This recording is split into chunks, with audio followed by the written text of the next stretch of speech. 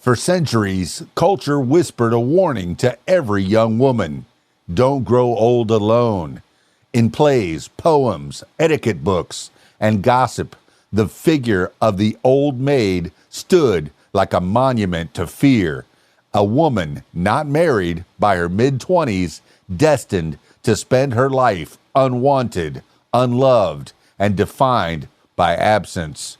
But that story wasn't about loneliness. It was about control. For most of Western history, marriage wasn't just a romantic choice. It was a legal cage.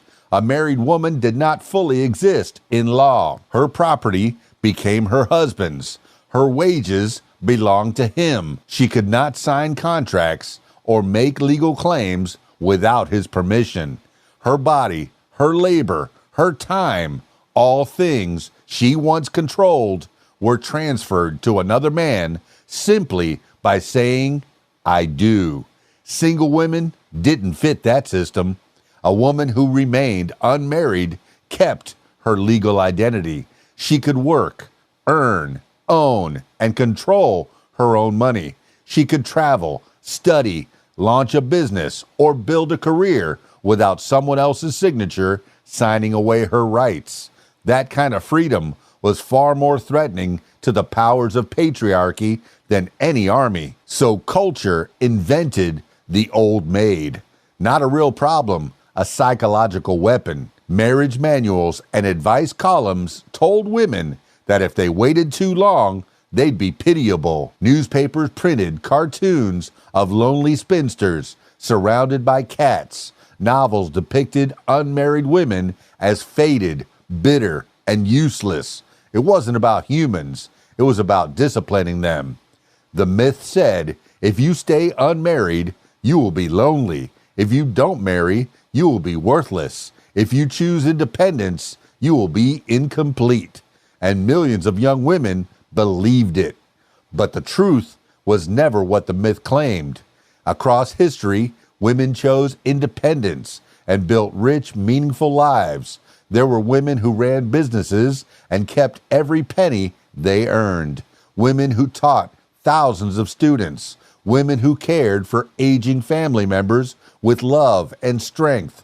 Women who forged deep friendships, traveled the world, wrote books, and changed minds. Some unmarried women formed what later came to be called Boston marriages, lifelong partnerships between women built on care, trust, and shared purpose. Others devoted themselves to art, music, science, or activism. They weren't lonely, they were loved.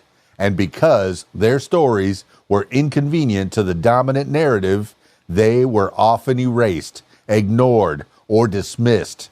Meanwhile, society told every woman, your value depends on marriage. Your worth depends on motherhood. Your happiness depends on someone else. Not because it was true, but because it served a system that needed women to be economically dependent, legally powerless, and socially regulated.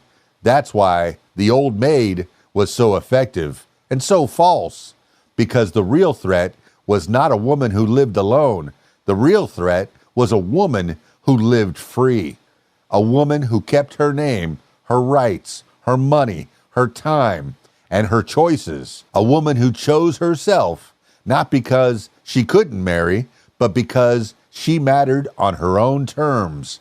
So the next time someone uses that old stereotype, remember this: the old maid was never the problem. The problem was a system afraid of women who didn't need permission to exist. What do you think about that? Stick around for more. It's KeysDAN, RadioWhat.com, DJLittleRock.com. Peace.